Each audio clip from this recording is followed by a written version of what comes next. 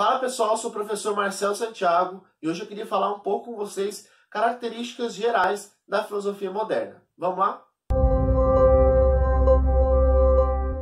Bem, a filosofia moderna ela vai por volta aí do século XV até o século XVIII, né? Mais ou menos é uma estimativa, como eu disse, não há precisão histórica de quando começa e termina cada período na filosofia, tá bom? E nem na história.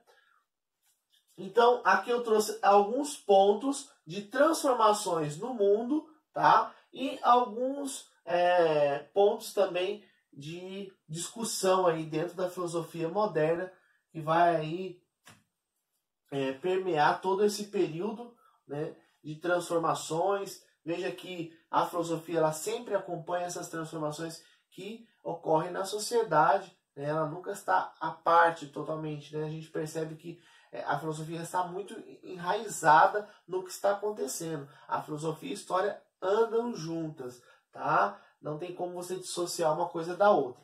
Então veja só, aqui alguns acontecimentos que fazem parte aí desse período da filosofia moderna e que vale a pena destacar aqui. Então, primeiro, a transformação ou a passagem do feudalismo para o sistema do capitalismo. Então, nós tínhamos antes aquele sistema do senhor feudal, dos seus vassalos, né, onde nós tínhamos ali as terras que eram, entre aspas, cedidas para, obviamente, o trabalho, né? E depois a gente tem a mudança desse sistema para um sistema onde vigora o capitalismo, onde justamente nós temos a produção em massa, com a Revolução Industrial. Aqui nós podemos destacar aí um filósofo que é Marx e também Friedrich Engels, que vai despontar aqui fazendo críticas ao capitalismo, a essa mudança aí que surge. Outros tantos também, mas Marx se desponta mais aí com essa crítica ao capitalismo. Nós temos também nesse período da filosofia moderna a formação dos primeiros estados nacionais modernos, como por exemplo a Inglaterra, como por exemplo a França, ou ainda antes desses dois, nós temos aí Portugal, depois no segundo momento Espanha, né? Então esses estados nacionais modernos na Europa que vão surgindo e evidentemente a partir do surgimento deles, eles começam então a fazer ou se lançar num processo de expansão. E essa expansão que a gente sabe muito bem, a expansão marítima que se deu, né, através ali da propagação do mercantilismo. Então eles começaram aí colonizar vários lugares, até que chegaram ao Brasil, colonizaram a América. Então veja só esse processo de expansionismo europeu, que é justamente esse tópico aqui. Pulei um aqui de cima, vou voltar nele, justamente a partir da formação desses estados modernos, né, estados nacionais,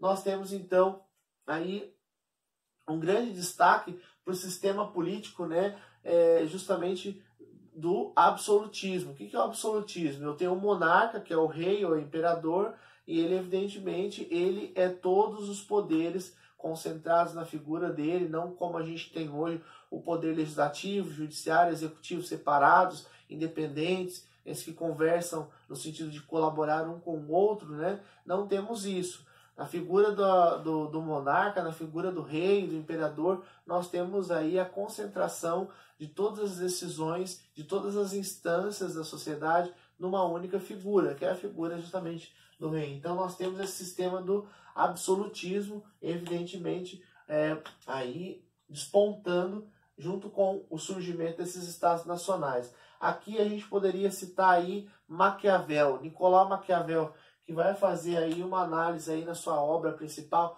O Príncipe, né? Ele vai fazer uma análise aí desse sistema absolutismo e vai dizer como aí o príncipe deveria ser.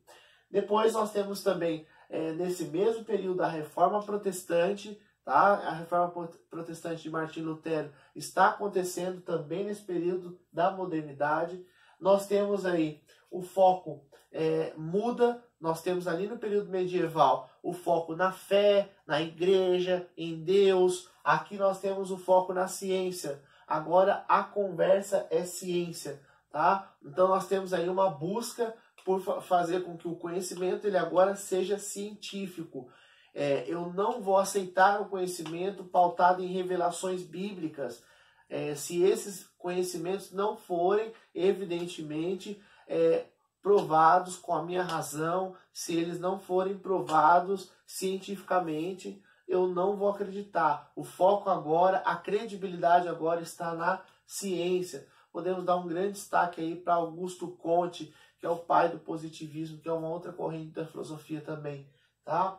Então, outra coisa, uma outra palavra que é muito utilizada aqui nesse período da modernidade é a palavra razão, porque nós temos agora no período da modernidade, o foco não está mais na fé, o foco está na razão. Ali embaixo nós temos um embate entre fé e razão, que justamente simboliza essa transição de um para o outro, do período da fé que vai ficando para trás e da razão que vai ganhando espaço pouco a pouco. Agora nós temos aí uma preocupação não mais com a relação de homem e Deus, nós temos uma preocupação no que o ser humano pode conhecer, tá? O que o ser humano pode conhecer. Então, aqui, tanto aqui quanto aqui, cabe muito aí o filósofo Descartes, né? Descartes que vai defender que a origem do conhecimento ela se dá a partir da razão, né? E o ser humano, evidentemente, conhece a partir da razão. A razão